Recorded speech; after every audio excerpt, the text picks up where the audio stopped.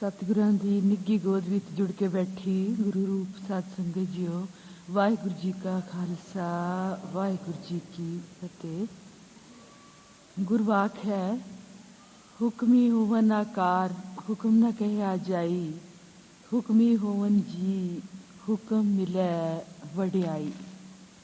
ਇਹ ਹੁਕਮ ਜਾਂ ਇਲਾਹੀ ਕਾਨੂੰਨ ਜਿਸ ਦੀ ਗੁਰਬਾਣੀ ਦੇ ਵਿੱਚ ਵਿਆਖਿਆ ਕੀਤੀ ਗਈ ਹੈ, ਇਹ ਕੀ ਹੈ? ਕਿਵੇਂ ਅਸੀਂ ਇਸ ਤੋਂ ਬੇਮੁਖ ਹੋ ਕੇ ਨਤੀਜੇ ਭੁਗਤਦੇ ਹਾਂ? ਕਿਵੇਂ ਇਸ ਇਲਾਹੀ ਹੁਕਮ ਨੂੰ ਬੁੱਝਿਆ ਜਾਂ ਪਹਿਚਾਣਿਆ ਜਾ ਸਕਦਾ ਹੈ? ਇਸ ਦੀ ਸੋਝੀ ਕਿਸੇ ਵਿਰਲੇ ਨੂੰ ਹੀ ਹੋ ਸਕਦੀ ਹੈ ਜਿਸ ਨੇ ਆਤਮਿਕ ਅਨੁਭਵ ਰਾਹੀਂ ਇਸ ਹੁਕਮ ਨੂੰ ਬੁੱਝਿਆ, ਪਹਿਚਾਣਿਆ, ਮਾਣਿਆ ਹੋਵੇ। ਗੁਰੂ ਪਿਆਰੇ ਬਾਊ ਜੀ ਹੋਰਾਂ ਨੇ ਇਸ ਦੀ ਸਾਨੂੰ ਸੋਝੀ ਦੇਣ ਵਾਸਤੇ ਆਪਣੇ ਆਤਮਿਕ ਅਨੁਭਵ ਰਾਹੀਂ ਇਹ ਗੁਰਬਾਣੀ ਵਿਚਾਰ ਦੇ ਲੇਖ ਲਿਖੇ ਹਨ, ਜਿਸ ਵਿੱਚ ਹੁਕਮ ਦੇ ਵਿਸ਼ੇ ਨੂੰ ਸਾਡੇ ਲਈ ਬਿਆਨਿਆ ਗਿਆ ਹੈ। ਹੁਕਮ ਭਾਗ ਪਹਿਲਾ।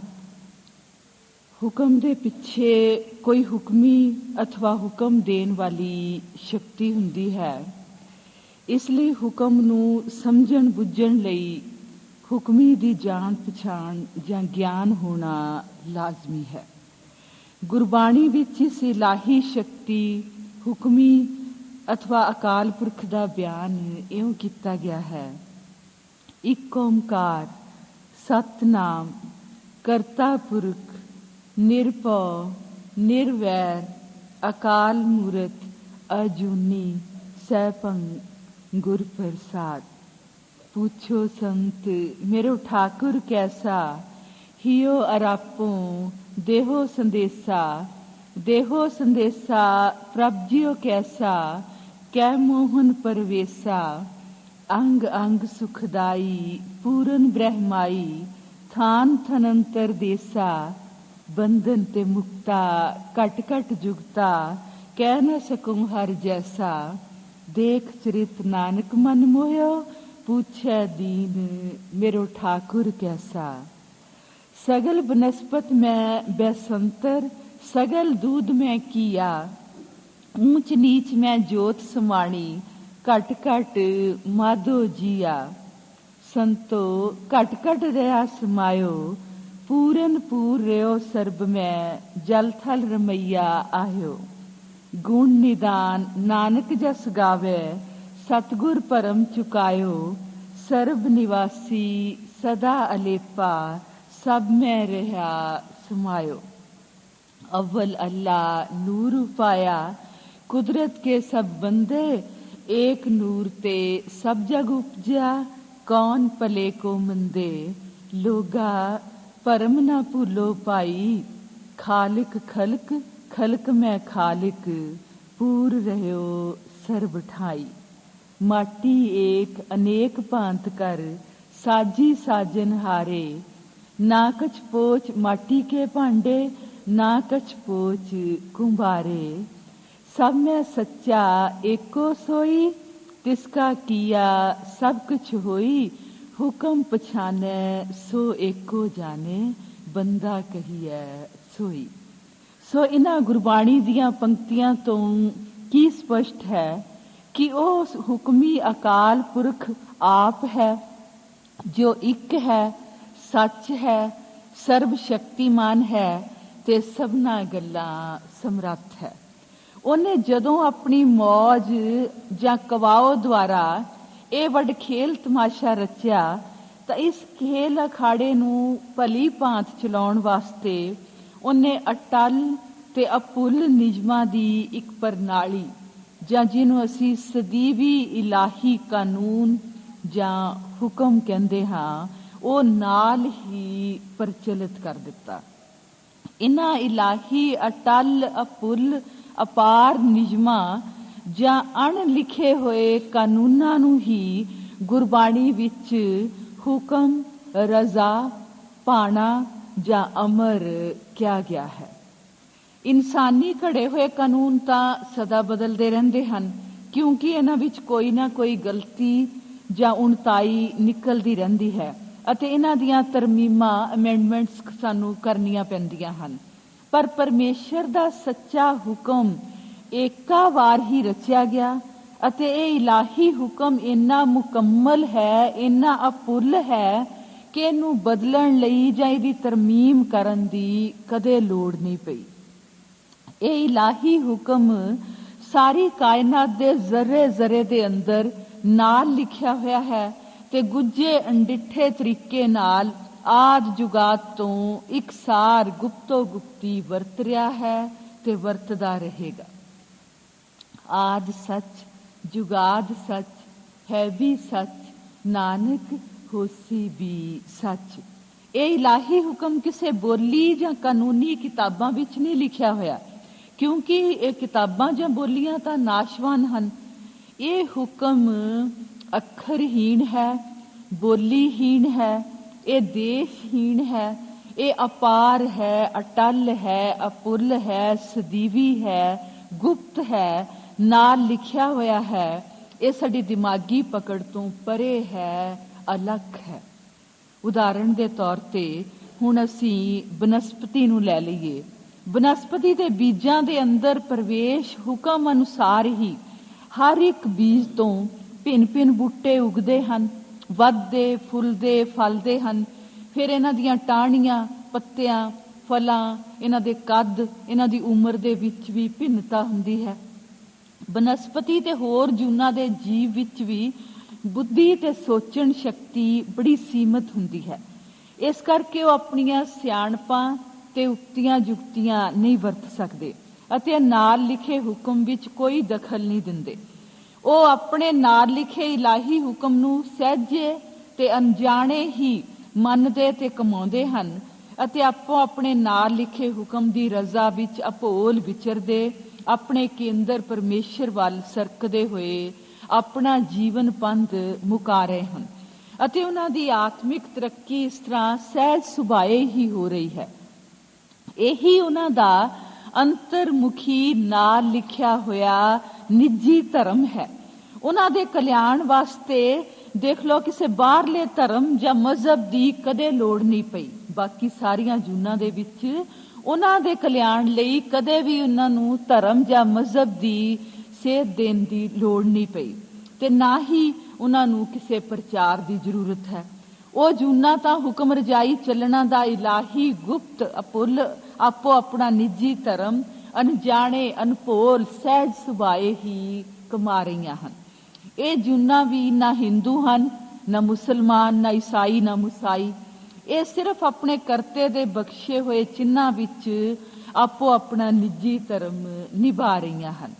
ਲੇਕਿਨ ਇਨਸਾਨ ਦੀ ਕਹਾਣੀ ਕੁਝ ਹੋਰ ਵੀ ਹੈ।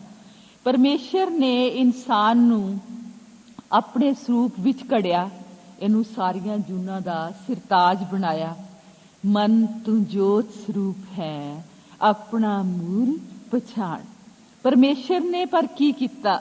ਇਨਸਾਨ ਨੂੰ ਬੇਅੰਤ ਤੀਖਣ ਬੁੱਧੀ ਤੇ ਸਵੈ ਸੋਚਣ ਸ਼ਕਤੀ ਵੀ ਬਖਸ਼ੀ ਅਤੇ ਇਹਦੇ ਵਰਤਾਵੇ ਤੇ ਪਰਚਾਵੇ ਲਈ ਭਿੰਨ-ਭਿੰਨ ਰੰਗਾਂ ਵਾਲੀ ਚਿੱਤਰ ਬਚਿੱਤਰ ਮਨਮੋਹਣੀ ਮਾਇਆ ਵੀ ਰਚ ਦਿੱਤੀ। ਹੁਣ ਇਨਸਾਨ ਆਪਣੇ ਮੂਲ ਅਕਾਲ ਪੁਰਖ ਅਤੇ ਦੇ ਨਾਲ ਲਿਖੇ ਹੁਕਮ ਨੂੰ ਪਹਿਚਾਨਣ ਦੀ ਬਜਾਏ ਉਸ ਤੀਖਣ ਬੁੱਧੀ ਦੁਆਰਾ ਮਾਇਆ ਦੀ ਖੋਜ ਵਿੱਚ ਅਤੇ ਉਹਦੇ ਕ੍ਰਿਸ਼ਮਿਆਂ ਨੂੰ ਮਾਨਣ ਵਿੱਚ ਹੀ ਇੰਨਾ ਫਸ ਗਿਆ ਹੈ ਕਿ ਉਹ ਆਪਣੇ ਕਰਤੇ ਪਰਮੇਸ਼ਰ ਤੇ ਉਹਦੇ ਹੁਕਮ ਨੂੰ ਉੱਕਾ ਹੀ ਭੁੱਲ ਗਿਆ। ਹੁਕਮ ਰਜਾਈ ਚੱਲਣਾ ਦੀ ਬਜਾਏ ਜੀਵ ਆਪਣੀ ਤੀਖਣ ਬੁੱਧੀ ਤੇ ਮਾਨਸਿਕ ਆਜ਼ਾਦੀ ਦੀ ਗਲਤ ਤੇ ਉਲਟੀ ਵਰਤੋਂ ਕਰ ਰਿਹਾ ਹੈ, ਜਿਸ ਕਰਕੇ ਜੀਵ ਤ੍ਰੈ ਗੁਣਾ ਦੇ ਕਾਨੂੰਨ ਅਰਥਾਤ ਜੋ ਮੈਂ ਕੀਆ ਸੋ ਮੈਂ ਪਾਇਆ, ਲਾਭ ਕਰਮਾ, ਇਹਦੇ ਅਨੁਸਾਰ ਆਪਣਾ ਕੀਤਾ ਫਿਰ ਆਪ ਹੀ ਭੋਗਦਾ ਹੈ ਤੇ ਆਪਣੇ ਸਹੇੜੇ ਹੋਏ ਦੁੱਖਾਂ ਕਲੇਸ਼ਾਂ ਦਾ ਦੋਸ਼ ਕਦੀ ਰੱਬ ਉੱਤੇ ਤੇ ਕਦੀ ਦੂਜਿਆਂ ਦੇ ਉੱਤੇ ਲਾਉਂਦਾ ਆਪਣੇ ਆਪ ਨੂੰ ਧੋਖਾ ਦਿੰਦਾ ਹੈ। ਇਸ ਤਰ੍ਹਾਂ ਇਨਸਾਨ ਆਪਣੇ ਪਰਮੇਸ਼ਰ ਨੂੰ ਭੁੱਲ ਕੇ ਆਪਣੇ ਸੁਖਦਾਈ ਨਾਲ ਲਿਖੇ ਹੋਏ ਹੁਕਮ ਤੋਂ ਬੇਖਬਰ, ਬੇਪਰਵਾਹ, ਅਣਜਾਣ ਅਤੇ ਬੇਮੁਖ ਹੋ ਗਏ ਹਨ ਅਤੇ ਆਪਣੀ ਹਉਮੈ ਦੇ ਅਧੀਨ ਕਰਮ ਕਰਦੇ ਹੋਏ ਵਿਛੜ ਚੋਟਾਂ ਖਾਂਦੇ ਹਨ। ਇਸ ਤਰ੍ਹਾਂ ਪਲਚ ਪਲਚ ਸਗਲੀ ਮੁਈ ਝੂਠੇ ਧੰਦੇ ਮੋਹ ਵਾਲਾ ਜੀਵਨ ਬਤੀਤ ਕਰਦੇ ਹਨ। ਇਨਸਾਨ ਇਲਾਹੀ ਹੁਕਮ ਦੀ ਰਜ਼ਾ ਜਾਂ ਰਵਾਨਗੀ ਤੋਂ ਬੇਸੁਰਾ ਹੋ ਕੇ ਆਪਣੀ ਹਉਮੈ ਦੇ ਆਸਰੇ, ਆਪਣੀ ਸਿਆਣਪ ਦੇ ਅਧੀਨ ਆਪਣੇ ਹੀ ਭਾਣੇ ਵਿੱਚ ਚੱਲਦਾ ਹੈ। ਇਸ ਤਰ੍ਹਾਂ ਗੁਰਬਾਣੀ ਦੀ ਪੰਕਤੀ ਕਿ ਆਪਣ ਭਾਣੇ ਜੋ ਚਲੇ ਭਾਈ ਵਿਛੜ ਚੋਟਾਂ ਖਾਵੇ, ਇਹ ਸਾਡੇ ਤੇ ਲਾਗੂ ਹੁੰਦੀ ਹੈ। ਇਨਸਾਨ ਨੂੰ ਸਾਰੀਆਂ ਜੂਨਾਂ ਦਾ ਸਿਰਤਾਜ ਮੰਨਿਆ ਗਿਆ ਹੈ, ਕਿਉਂਕਿ ਇਸੇ ਜੂਨ ਵਿੱਚ ਹੀ ਜੀਵ ਆਪਣੇ ਕਰਤੇ ਅਕਾਲ ਪੁਰਖ ਨੂੰ ਸ਼ੀਘਰ ਤੇ ਸਹਿਜੇ ਹੀ ਮਿਲ ਸਕਦਾ ਹੈ ਅਤੇ ਜਨਮ ਮਰਨ ਦੇ ਇਸ ਦੁਖਦਾਈ ਗੇੜ ਤੋਂ ਛੁੱਟ ਸਕਦਾ ਹੈ। ਗੁਰਬਾਣੀ ਵਿੱਚ ਇਸ ਵਿਸ਼ੇ ਨੂੰ ਇਉਂ ਦਰਸਾਇਆ ਗਿਆ ਹੈ, ਕਬੀਰ ਮਾਨਸ ਜਨਮ ਦੁਲੰਭ ਹੈ, ਹੋਏ ਨਾ ਬਾਰੰਬਾਰ, ਜਿਉ ਬਨ ਫਲ ਪਾਕੇ ਭੋਏ ਗਿਰੇ, ਬਹਰ ਨਾ ਲਾਗੇ ਡਾਰ। ਫਫਾ ਫਿਰਤ ਫਿਰਤ ਤੂੰ ਆਇਆ, ਦੁਰਲਭ ਦੇ ਕਲ ਯੁਗ ਮੈਂ ਪਾਇਆ, ਫਿਰ ਇਹ ਅਵਸਰ ਚਰੇ ਨਾ ਹਾਥਾ, ਨਾਮ ਜਪੋ ਤੋ ਕਟਿਏ ਫਾਸਾ, ਫਿਰ ਆਵਨ ਜਾਨ ਨਾ ਹੋਈ, ਏਕੈ ਏਕ ਜਪੋ ਜਪ ਸੋਈ। ਪਈ ਪ੍ਰਾਪਤ ਮਨੁੱਖ ਦੇ ਹੋਰੀਆ, ਗੋਬਿੰਦ ਮਿਲਨ ਕੀ ਇਹ ਤੇਰੀ ਬਰੀਆ, ਅਵਰ ਕਾਜ ਤੇਰੇ ਕਿਤੇ ਨਾ ਕਾਮ, ਮਿਲ ਸਾਧ ਸੰਗਤ ਭਜ ਕੇਵਲ ਨਾਮ। ਮਾਨਸ ਜਨਮ ਦੁਲੰਭ ਹੈ, ਸਫਲ ਜਨਮ ਗੁਰ ਸਰਣ ਉਦਾਰੇ, ਸਾਧ ਸੰਗਤ ਗੁਰ ਸ਼ਬਦ ਲਿਵ, ਪਾਏ ਭਗਤ ਗੁਰ ਗਿਆਨ ਵਿਚਾਰੇ, ਪਰ ਉਪਕਾਰੀ ਗੁਰੂ ਪਿਆਰੇ। ਗੁਰ ਸੇਵਾ ਤੇ ਭਗਤ ਕਮਾਈ, ਤਬ ਇਹ ਮਾਨਸ ਦੇਹੀ ਪਾਈ, ਇਸ ਦੇਹੀ ਕੋ ਸਿਮਰੈ ਦੇਵ, ਸੋ ਦੇਹੀ ਭਜ ਹਰ ਕੀ ਸੇਵ, ਭਜੋ ਗੋਬਿੰਦ ਭੂਲ ਮਤ ਜਾਓ, ਮਾਨਸ ਜਨਮ ਕਾ ਇਹੀ ਲਾਹੋ। ਸੋ ਜਦ ਬੱਚਾ ਮਾਂ ਦੀ ਕੁੱਖ ਵਿੱਚ ਨਿਮਦਾ ਹੈ ਤਾਂ ਆਪਣੇ ਇਲਾਹੀ ਨਾਲ ਲਿਖੇ ਹੁਕਮ ਅਨੁਸਾਰ ਉਸ ਬੱਚੇ ਦੀ ਪੇਟ ਵਿੱਚ 9 ਮਹੀਨੇ ਅਨੋਖੇ ਤੇ ਅਚੰਭੇ ਢੰਗ ਨਾਲ ਪਾਲਣਾ ਹੁੰਦੀ ਹੈ। ਬੱਚੇ ਦੀ ਇਸ ਗੁੱਜੀ ਕਰਾਮਾਤੀ ਪਰਵਰਿਸ਼ ਦੀ ਬਾਬਤ ਮਾਂ-ਬਾਪ ਨੂੰ ਕੋਈ ਗਿਆਨ ਨਹੀਂ ਹੁੰਦਾ ਅਤੇ ਨਾ ਹੀ ਉਹਨਾਂ ਦੀ ਕੋਈ ਸਿਆਣਪ ਇੱਥੇ ਕੰਮ ਕਰਦੀ ਹੈ ਅਤੇ ਬੱਚੇ ਨੂੰ ਵੀ ਆਪਣੀ ਪਰਵਰਿਸ਼ ਦਾ ਕੋਈ ਅਹਿਸਾਸ ਨਹੀਂ ਹੁੰਦਾ। ਬੱਚੇ ਦਾ ਮਾਂ ਦੇ ਪੇਟ ਵਿੱਚ ਕੁਹੱਥੜੇ ਥਾਂੋਂ ਪੁੱਠੇ ਲਟਕਦੇ ਹੋਏ ਪੇਟ ਦੀ ਤੀਬਰ ਜਠਰ ਅਗਨੀ ਵਿੱਚ ਨਿਮਣਾ, ਵਧਣਾ, ਫੁੱਲਣਾ, ਬਚਾਓ ਅਤੇ ਉਹਦੀ ਪਰਵਰਿਸ਼ ਹੋਣੀ, ਇਹ ਇੱਕ ਅਤਿਅੰਤ ਹੈਰਾਨ ਕਰਨ ਵਾਲਾ ਵਿਸਮਾਦੀ ਇਲਾਹੀ ਕੌਤਕ ਹੈ, ਜਿਹਦੇ ਵਿੱਚ ਨਾ ਤਾਂ ਮਾਂ ਦੀ ਤੇ ਨਾ ਹੀ ਬੱਚੇ ਦੀ ਕੋਈ ਸਿਆਣਪ ਕੰਮ ਕਰਦੀ ਹੈ। ਇਹ ਸਾਰੀ ਕਰਾਮਾਤੀ ਖੇਲ ਇੱਕ ਕਿਰਮ ਦੇ ਅੰਤਰਗਤ ਨਾਲ ਹੀ ਲਿਖਿਆ ਹੋਇਆ ਸੀ, ਜੋ ਚੁੱਪ ਚੁਪੀਤੇ, ਗੁਪਤੋ ਗੁਪਤੀ, ਅਪੋਲ, ਸਹਿਜ ਸੁਭਾਏ ਕਿਸੇ ਗੈਬੀ ਸ਼ਕਤੀ ਜਾਂ ਹੁਕਮ ਦੀ ਗੁੱਜੀ ਰਵਾਨਗੀ ਦਾ ਹੈਰਾਨ ਕਰਨ ਵਾਲਾ ਅਚੰਭਾ ਹੈ, ਜਿਹਦੇ ਵੱਲ ਸਾਨੂੰ ਧਿਆਨ ਦੇਣ ਦਾ, ਖਿਆਲ ਕਰਨ ਦਾ, ਹੈਰਾਨ ਹੋਣ ਲਈ, ਸ਼ੁਕਰਾਨਾ ਕਰਨ ਲਈ ਜਾਂ ਵਿਸਮਾਦ ਵਿੱਚ ਆਉਣ ਲਈ ਸਾਡੇ ਕੋਲ ਫੁਰਸਤ ਹੀ ਨਹੀਂ, ਨਾ ਹੀ ਸਾਨੂੰ ਲੋੜ ਪਾਸਦੀ ਹੈ। ਫਿਰ ਜਦੋਂ ਬੱਚੇ ਦਾ ਜਨਮ ਹੁੰਦਾ ਹੈ ਤਾਂ ਮਾਂ ਆਪਣੇ ਬੱਚੇ ਦੇ ਪਾਲਣ ਪੋਸ਼ਣ, ਖੁਸ਼ਹਾਲੀ ਤੇ ਵਿੱਦਿਆ ਦੀਆਂ ਸਕੀਮਾਂ ਪਹਿਲੇ ਹੀ ਸੋਚਣੀਆਂ ਸ਼ੁਰੂ ਕਰ ਦਿੰਦੀ ਹੈ ਅਤੇ ਸ਼ੁਭ ਕਾਮਨਾਵਾਂ ਤੇ ਅਸੀਸਾਂ ਭਰਿਆ ਪਿਆਰ ਉਹਨਾਂ ਨੂੰ ਦਿੰਦੀ ਰਹਿੰਦੀ ਹੈ। ਉਹ ਬੱਚੇ ਤੋਂ ਵਾਰਨੇ ਬਲਿਹਾਰਨੇ ਜਾਂਦੀ ਹਰ ਕਿਸਮ ਦੀ ਉਹਦੇ ਲਈ ਕੁਰਬਾਨੀ ਕਰਦੀ ਹੈ। ਇਸ ਤਰ੍ਹਾਂ ਬੱਚੇ ਦੇ ਪੇਟ ਵਿੱਚ ਨਿਮਣ ਤੋਂ ਲੈ ਕੇ ਉਹਦੇ ਜਨਮ ਤੋਂ ਮਗਰੋਂ ਤੱਕ ਮਾਂ ਦੇ ਹਿਰਦੇ ਵਿੱਚ ਜੋ ਬੱਚੇ ਲਈ ਪਿਆਰ ਜਾਂ ਮੋਹ ਹੈ, ਉਹ ਅਕਾਲ ਪੁਰਖ ਦਾ ਉਸ ਨਵੇਂ ਜਨਮੇ ਜੀਵ ਲਈ ਹੁਕਮ ਰੂਪ ਵਿੱਚ ਇਲਾਹੀ ਪਿਆਰ ਦਾ ਹੀ ਪ੍ਰਤੀਬਿੰਬ ਹੈ, ਪ੍ਰਗਟਾਵਾ ਹੈ, ਪ੍ਰਕਾਸ਼ ਹੈ, ਪ੍ਰਤੀਕ ਹੈ।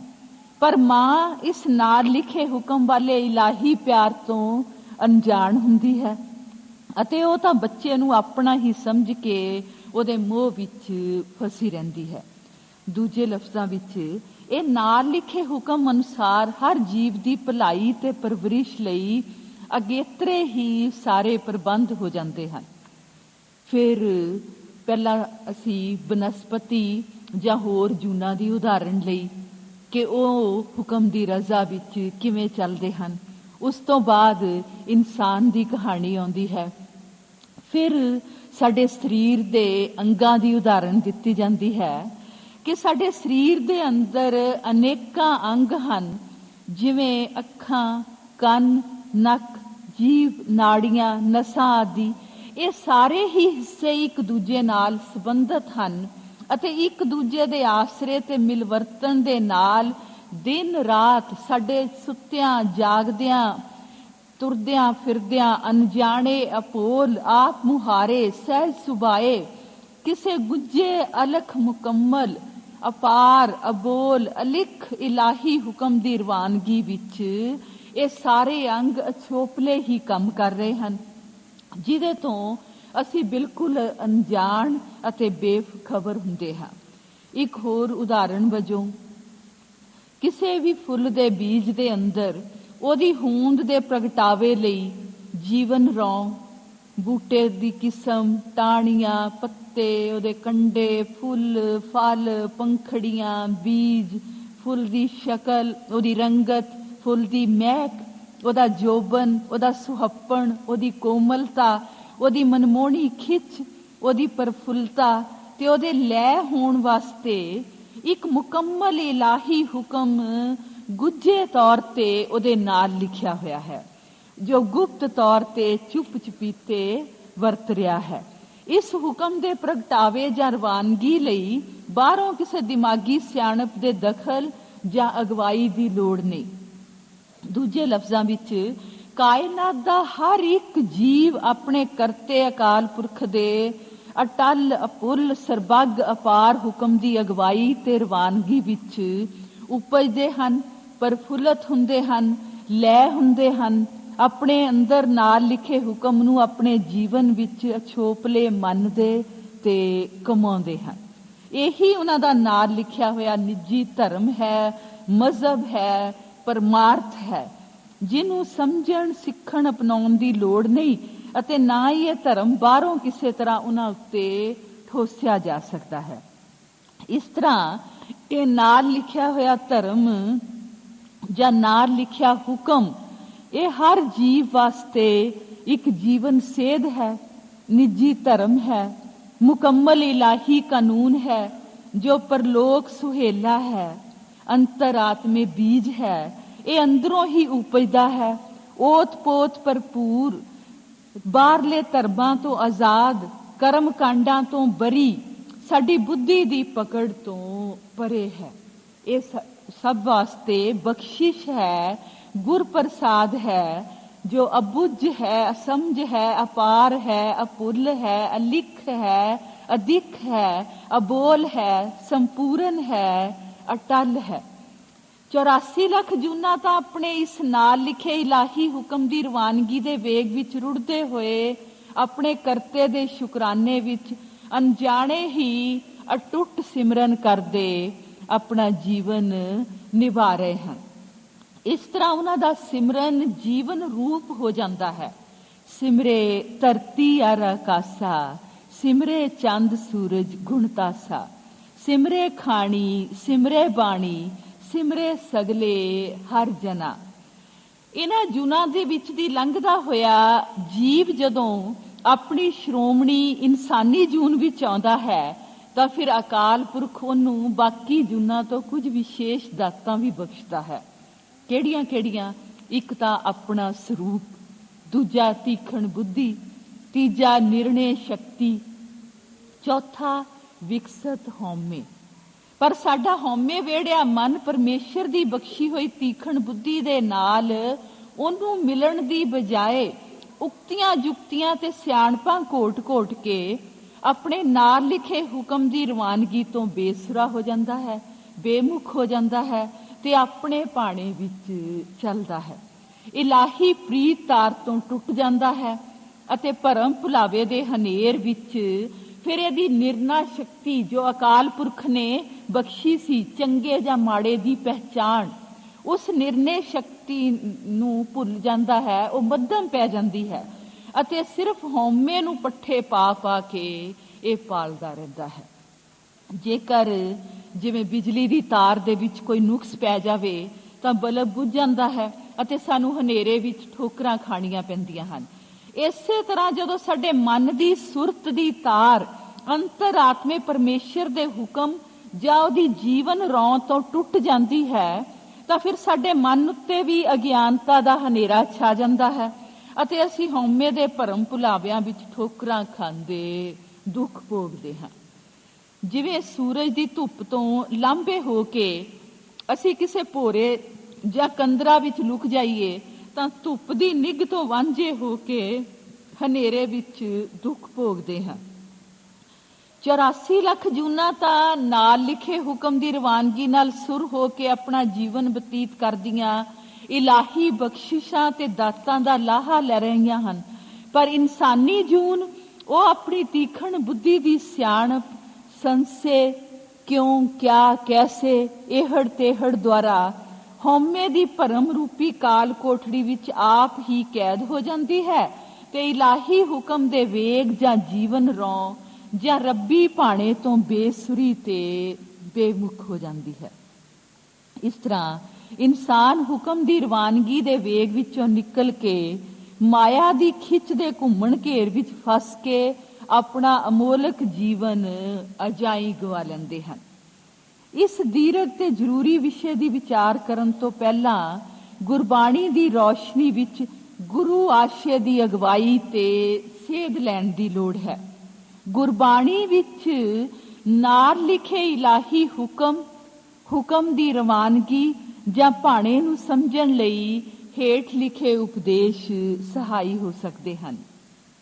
ਹੁਕਮ ਰਜਾਈ ਚੱਲਣਾ ਨਾਨਕ ਲਿਖਿਆ ਨਾਲ, ਸਭੋ ਵਰਤੈ ਹੁਕਮ ਕਿਆ ਕਰੇ ਵਿਚਾਰਿਆ, ਆਪੋਂ ਦੂਜੇ ਲੱਗ ਖਸਮ ਵਿਸਾਰਿਆ। ਜਿਉਂ ਜਿਉਂ ਤੇਰਾ ਹੁਕਮ ਤਿਉਂ ਤਿਉਂ ਹੋਵਣਾ, ਜਿਨੀ ਪਛਾਤਾ ਹੁਕਮ ਤਿਨ ਕਦੇ ਨਾ ਰੋਮਣਾ। ਏਕੋ ਹੁਕਮ ਵਰਤੇ ਸਭ ਲੋਈ, ਏਕਸ ਤੇ ਸਭ ਓਪਤ ਹੋਈ। ਤੇਰਾ ਹੁਕਮ ਅਪਾਰ ਹੈ ਕੋਈ ਅੰਤ ਨਾ ਪਾਏ, ਜਿਸ ਗੁਰ ਪੂਰਾ ਭੇਟ ਸੀ ਸੋ ਚਲੇ ਰਜਾਏ। ਤਨ ਮਨ ਧਨ ਸਭ ਸੌਂਪ ਗੁਰ ਕੋ, ਹੁਕਮ ਮੰਨੀਐ ਪਾਈਐ, ਹੁਕਮ ਮੰਨੋ ਗੁਰੂ ਕੇਰਾ, ਗਾਵੋ ਸੱਚੀ ਬਾਣੀ। ਹੁਕਮ ਪਛਾਣੇ ਖਸਮ ਕਾ, ਦੂਜੀ ਅਵਰ ਸਿਆਣਪ ਕਾਏ। ਹੁਕਮੀ ਬੰਦਾ ਅਕਾਲ ਪੁਰਖ ਇੱਕ ਹੈ ਤੇ ਅਕਾਲ ਪੁਰਖ ਦੀ ਇਹ ਸਾਰੀ ਸਰਬਗਤਾ ਹੈ। ਦੂਜਾ, ਇਸ ਵੱਡ ਖੇਲ ਤਮਾਸ਼ੇ ਦੀ ਉਸਨੇ ਕਿਵੇਂ ਰਚਨਾ ਕੀਤੀ। ਤੀਸਰਾ, ਇਸ ਖੇਲ ਅਖਾੜੇ ਨੂੰ ਚਲਾਉਣ ਲਈ ਉਹਨੇ ਕਿਵੇਂ ਹੁਕਮ ਦੀ ਰਵਾਨਗੀ ਕੀਤੀ। ਚੌਥਾ, ਇਸ ਇਲਾਹੀ ਹੁਕਮ ਦੀ ਰਵਾਨਗੀ ਦੇ ਵੇਗ ਵਿੱਚ ਬਾਕੀ ਸਭ ਜੂਨਾਂ ਦਾ ਰੁੜਨਾ ਜਾਂ ਭਾਣਾ ਮੰਨਣਾ। ਤੇ ਅਗਲਾ, ਇਸ ਭਾਣੇ ਨਾ ਮੰਨਣ ਜਾਂ ਹੁਕਮ ਤੋਂ ਬੇਮੁਖ ਹੋਣ ਦਾ ਨਤੀਜਾ ਸੀਮਤ ਬੁੱਧੀ ਹੁੰਦੀ ਹੈ। ਉਹ ਅਣਜਾਣੇ ਆਪਣੇ ਅੰਤਰਾਤਮੇ ਨਾਲ ਲਿਖੇ ਹੁਕਮ ਦੀ ਅੰਦਰਲੀ ਪ੍ਰੇਰਨਾ ਅਤੇ ਅਗਵਾਈ ਅਨੁਸਾਰ ਜੀਵਨ ਬਤੀਤ ਕਰਦੀਆਂ ਹਨ, ਇਲਾਹੀ ਹੁਕਮ ਨੂੰ ਮੰਨਦੀਆਂ ਅਤੇ ਕਮਾਉਂਦੀਆਂ ਹਨ। ਇਸ ਸੂਖਮ ਗੁੱਝੇ ਆਤਮਿਕ ਹੁਕਮ ਦੇ ਅੰਤਰੀਵ ਭੇਦ ਨੂੰ ਸਿਰਫ ਇਨਸਾਨ ਹੀ ਸਮਝ ਜਾਂ ਜਾਣ ਸਕਦੇ ਹਨ, ਕਿਉਂਕਿ ਅਕਾਲ ਪੁਰਖ ਨੇ ਮਨੁੱਖ ਨੂੰ ਅਤਿਅੰਤ ਤੀਖਣ ਬੁੱਧੀ ਬਖਸ਼ੀ ਹੈ। ਬਾਕੀ ਜੂਨਾਂ ਤਾਂ ਸਹਿਜ ਸੁਭਾਏ ਹੀ ਹੁਕਮ ਨੂੰ ਮੰਨ ਰਹੀਆਂ ਹਨ, ਲੇਕਿਨ ਇਨਸਾਨ ਇਹਨੂੰ ਜਾਣ ਜਾਂ ਬੁੱਝ ਸਕਦਾ ਹੈ ਕਿਉਂਕਿ ਅਕਾਲ ਪੁਰਖ ਨੇ ਇਸ ਨੂੰ ਤੀਖਣ ਬੁੱਧੀ ਬਖਸ਼ੀ ਹੈ। ਪਰ ਇਲਾਹੀ ਹੁਕਮ ਦਾ ਦਿਮਾਗੀ ਗਿਆਨ ਹੀ ਇਸ ਵਾਸਤੇ ਕਾਫੀ ਨਹੀਂ, ਕਿਉਂਕਿ ਇਹ ਦਿਮਾਗੀ ਗਿਆਨ ਅਧੂਰਾ, ਮਾਇਕੀ ਰੰਗਤ ਵਾਲਾ, ਗਲਤ ਜਾਂ ਉਲਟਾ ਹੋ ਸਕਦਾ ਹੈ, ਕਿਉਂਕਿ ਇਹਦੀ ਬੁਨਿਆਦ ਸਾਡੀ ਤ੍ਰੈ ਗੁਣੀ ਬੁੱਧੀ ਤੇ ਆਧਾਰਿਤ ਹੈ। ਇਹ ਇਲਾਹੀ ਹੁਕਮ ਇਹ ਸਾਡੀ ਆਤਮਾ ਦੀ ਹੋਂਦ ਦੇ ਨਾਲ ਲਿਖਿਆ ਹੋਇਆ ਹੈ। ਜਿੱਥੇ 3 ਗੁਣ ਨਹੀਂ ਪਹੁੰਚ ਸਕਦੇ, 3 ਗੁਣਾਂ ਤੋਂ ਉੱਪਰ ਅਨੁਭਵੀ ਇਹ ਖੇਲ ਹੈ। ਇਹ ਇਲਾਹੀ ਹੁਕਮ ਸਾਡੇ ਅੰਤਰ ਆਤਮੇ ਦੀ ਹੋਂਦ ਦੇ ਨਾਲ ਲਿਖਿਆ रचिया मिचिया रसिया ओत पोत रवरिया भरपूर है। जो चुप चुपीते आप मुहारे गुज्जे तौर ते स्वै प्रेरणा नाल कायनात दे जरे जरे विच अटुट सदीवी प्रवृत्त हो रहा है। साडे मन दी बिरती सुरती बारमुखी माइकी मंडल विच प्रवृत्त है, खचित है। सो ये सूखम इलाही हुक्म साडी बुद्धि दी पकड़ तो परे है। इस सूखम नाल लिखे हुए तत्सार हुक्म नू फिर कौन बुझ सकता है, किवें बुझिया जा सकता है? इनू कोई विरला बख्शिया होया गुरमुख ही अपने अंतरात्मे अनुभव द्वारा बुझ सीज पहचान सकता है अते भाणे विच चल सकता है। हुक्म तेरा खरा भारा गुरमुख किसे बुझाए, तेरा हुक्म अपार है कोई अंत न पाए। जिस गुरपूरा भेट सी सो चले रजाए। नानक हुक्म तिना मनाई सी भाई जिना तुरों कमाया नाउ। सच्चा तेरा हुक्म गुरमुख जानिया, हुक्म पछाणे सो एको जाने बंदा कहिए सोई। हर मंदिर हर जियो साजिया रखिया हुक्म सवार। एक हुक्म मन न जाननी दूजे पाए फिराए। गुर प्रसादी जिन बूझिया तिन पाया मोख द्वार। सो जिवें सूरज दे आले दुआले अनेकां ग्रह जां सितारे घूम रहे हैं, जिन्हां विचों साडी धरती भी एक ग्रह है। ये सारे ग्रह सूरज की आकर्षण शक्ति ग्रैविटी द्वारा अभुल ते अटल इलाही हुक्म अंदर समय दे अत सूखम नियमां अनुसार सूरज दे दुआले घूमते हैं ਅਤੇ सूरज तो इन्हां नूं आकर्षण शक्ति, गर्मी, रोशनी, जीवन रौं, शक्ति ਅਤੇ होर अनेकां गुण बहुलता विच सदीवी अटल प्रदान हुंदे रहिंदे हन। ਇਹ सूरज ਦੀ ਮਿਕਨਾਤੀਸੀ ਖਿੱਚ ਇਹ ਇਲਾਹੀ ਪਿਆਰ ਦਾ ਹੀ ਪ੍ਰਤੀਬਿੰਬ ਤੇ ਪ੍ਰਤੀਕ ਹੈ। ਇਸੇ ਤਰ੍ਹਾਂ सूरज ਦਾ ਨਿੱਘ ਪ੍ਰਕਾਸ਼ ਅਤੇ ਜੀਵਨ ਰੌਂ ਵੀ ਇਲਾਹੀ ਬਖਸ਼ਿਸ਼ ਦਾ ਹੀ ਪ੍ਰਗਟਾਵਾ ਤੇ ਪ੍ਰਤੀਕ ਹੈ। ਜੀਵ ਵਿੱਚ ਪਰਮੇਸ਼ਰ ਦੀ ਅੰਸ਼ ਹੋਣ ਦੇ ਨਾਤੇ ਅਤੇ ਕਾਇਨਾਤ ਦੇ ਜ਼ਰੇ ਜ਼ਰੇ ਦੇ ਅੰਦਰ ਵੀ ਇਲਾਹੀ ਪ੍ਰੀਤ ਪ੍ਰੇਮ ਪਿਆਰ ਦੀ ਚਿਣਗ ਕਿਰਨ ਜਾਂ ਜੋਤ ਮੌਜੂਦ ਹੈ। ਅਸਲ ਵਿੱਚ ਇਹ ਸਾਰੀ ਕਾਇਨਾਤ ਇਲਾਹੀ ਪ੍ਰੇਮ ਪਿਆਰ ਦਾ ਹੀ ਪ੍ਰਗਟਾਵਾ ਹੈ, ਪ੍ਰਕਾਸ਼ ਰੂਪ ਹੈ। ਇੱਕ ਪਾਸੇ ਇਨਸਾਨ ਦੇ ਵਿੱਚ ਇਲਾਹੀ ਜੋਤ ਹੈ, ਦੂਸਰੇ ਪਾਸੇ ਸਾਰੀ ਕਾਇਨਾਤ ਦੇ ਜ਼ਰੇ ਜ਼ਰੇ ਦੇ ਵਿੱਚ ਵੀ ਇਹ ਇਲਾਹੀ ਜੋਤ ਪ੍ਰਕਾਸ਼ਮਾਨ ਹੈ। ਇਸੇ ਇਲਾਹੀ ਪਿਆਰ ਦੀ ਦੇਵੀ ਖਿੱਚ ਕਾਸਮਿਕ ਅਟਰੈਕਸ਼ਨ ਨਾਲ ਕਾਇਨਾਤ ਦਾ ਜ਼ਰਾ ਜ਼ਰਾ ਇੱਕ ਦੂਜੇ ਵੱਲ ਵੀ ਅਤੇ ਪਰਮੇਸ਼ਰ ਵੱਲ ਵੀ ਕਿਸੇ ਅਦ੍ਰਿਸ਼ਟ ਹੁਕਮ ਦੀ ਤਾਰ ਨਾਲ, ਡਿਵਾਈਨ ਗ੍ਰੈਵਿਟੀ ਨਾਲ ਅਵਸ਼ ਸਹਿਜ ਸੁਭਾਏ ਅਣਜਾਣੇ ਖਿਚਿੰਦਾ ਜਾ ਰਿਹਾ ਹੈ, ਜਿਹਦੇ ਆਸਰੇ ਕੇ ਸਾਰੀ ਕਾਇਨਾਤ ਜੁਗਾਂ ਜੁਗਾਂਤਰਾਂ ਤੋਂ ਬੱਝੀ ਹੋਈ ਹੈ। ਕਿਉਂਕਿ ਇਹਦੇ ਆਪਣੇ ਇੱਕ ਦੂਜੇ ਦੇ ਵੱਲ ਵੀ ਇੱਕ ਕਸ਼ਿਸ਼ ਹੈ ਤੇ ਅਕਾਲ ਪੁਰਖ ਵੱਲ ਵੀ ਇਹ ਕਸ਼ਿਸ਼ ਜਾਂ ਰਵਾਨਗੀ ਵਿੱਚ ਇਹ ਸਾਰੀ ਕਾਇਨਾਤ ਚੱਲਦੀ ਜਾ ਰਹੀ ਹੈ। ਇਸੇ ਇਲਾਹੀ ਹੁਕਮ ਦੀ ਖਿੱਚ, ਕਸ਼ਿਸ਼, ਪ੍ਰੀਤ ਤਾਰ ਨੂੰ ਨਾਮ ਜਾਂ ਸ਼ਬਦ ਕਿਹਾ ਗਿਆ ਹੈ। ਤੋਰੀ ਨਾ ਟੂਟੇ ਛੋਰੀ ਨਾ ਛੂਟੇ ਐਸੀ ਮਾਧੋ ਖਿੰਚ ਤਨੀ। ਇਸ ਨਾਮ ਜਾਂ ਸ਼ਬਦ ਦੀ ਆਪ ਮੁਹਾਰੀ ਸਹਿਜ ਚਾਲ ਨੂੰ ਹੀ ਹੁਕਮ ਕਿਹਾ ਗਿਆ ਹੈ। ਇਹ ਜੋ ਇੱਕ ਡਿਸਿਪਲਨ ਦੇ ਵਿੱਚ ਚੱਲਦਾ ਹੈ, ਇਸੇ ਨੂੰ ਹੀ ਹੁਕਮ ਕਿਹਾ ਗਿਆ ਹੈ, ਜੋ ਕਾਇਨਾਤ ਦੇ ਜ਼ਰੇ ਜ਼ਰੇ ਵਿੱਚ ਜੀਵਨ ਰੌਂ ਦੇ ਰੂਪ ਵਿੱਚ ਸਦੀਵੀ ਓਤ ਪੋਤ ਵਗ ਰਿਹਾ ਹੈ ਅਤੇ ਇਸ ਕਾਇਨਾਤ ਨੂੰ ਕਾਇਮ ਦਾਇਮ ਤੇ ਸਹਿਜ ਚਾਲ ਵਿੱਚ ਚਾਲੂ ਰੱਖਿਆ ਹੋਇਆ ਹੈ। ਇਹ ਇਲਾਹੀ ਹੁਕਮ ਦੀ ਪ੍ਰੀਤ ਡੋਰੀ, ਇਹ ਪ੍ਰੀਤ ਟੁੰਬਣੀ, ਇਹ ਪ੍ਰੀਤ ਰੀਤ, ਇਹ ਪ੍ਰੇਮ ਛੋ, ਸਹਿਜ ਚਾਲ, ਇਹ ਗੁਰ ਪ੍ਰਸਾਦ ਹੈ। ਇਹ ਸਾਡੇ ਲਈ ਨਦਰ ਕਰਮ ਹੈ, ਇਹ ਬਖਸ਼ਿਸ਼ ਹੈ, ਇਹ ਮਾਇਆ ਹੈ, ਇਹ ਸ਼ਬਦ ਹੈ, ਨਾਮ ਹੈ। ਗੁਰਬਾਣੀ ਵਿੱਚ ਇਸ ਇਲਾਹੀ ਹੁਕਮ ਦੀ ਦੇਵੀ ਚਾਲ ਦੀ ਰਵਾਨਗੀ ਜਾਂ ਪ੍ਰਵਿਰਤੀ ਨੂੰ ਇਉਂ ਦਰਸਾਇਆ ਗਿਆ ਹੈ। ਹੁਕਮੀ ਹੋਵਨ ਆਕਾਰ, ਹੁਕਮ ਨਾ ਕਹਿਆ ਜਾਈ। ਹੁਕਮੀ ਹੋਵਨ ਜੀ, ਹੁਕਮ ਮਿਲੇ ਵਡਿਆਈ। ਹੁਕਮੀ ਉੱਤਮ ਨੀਚ, ਹੁਕਮ ਲਿਖ ਦੁੱਖ ਸੁਖ ਪਾਈਐ। ਇਕ ਨਾ ਹੁਕਮੀ ਬਖਸ਼ੀਸ, ਇਕ ਹੁਕਮੀ ਸਦਾ ਪਵਾਈਐ। ਹੁਕਮੈ ਅੰਦਰ ਸਭ ਕੋ, ਬਾਹਰ ਹੁਕਮ ਨਾ ਕੋਏ। ਨਾਨਕ ਹੁਕਮੈ ਜੇ ਬੁਝੇ, ਤਾਂ ਹਉਮੈ ਕਹੇ ਨਾ ਕੋਏ। ਹੁਕਮੇ ਆਇਆ, ਹੁਕਮ ਸਮਾਇਆ। ਹੁਕਮੈ ਦੀਸੈ ਜਗਤ ਉਪਾਇਆ। ਹੁਕਮੈ ਸੁਰਗ ਮੱਛ ਪਿਆਲਾ। ਹੁਕਮੇ ਕਲਾ ਰਹਾਏ ਦਾ। ਹੁਕਮੇ ਧਰਤੀ ਧੌਲ ਸਿਰ ਪਾਰਮ। ਹੁਕਮੇ ਪੌਣ ਪਾਣੀ ਗਹਿਣਾਰਮ। ਹੁਕਮੇ ਸਿਵ ਸ਼ਕਤੀ ਕਰ ਵਾਸਾ। ਹੁਕਮੇ ਖੇਲ ਖਿਲਾਏ ਦਾ। ਹੁਕਮੇ ਆ ਡਾਣੇ ਆਗਾਸੀ। ਹੁਕਮੇ ਜਲ ਥਲ ਤ੍ਰਿਭਵਨ ਵਾਸੀ। ਹੁਕਮੇ ਸਾਸ ਗਿਰਾਸ ਸਦਾ ਫੁਨ। ਹੁਕਮੇ ਦੇਖ ਦਿਖਾਏ ਦਾ।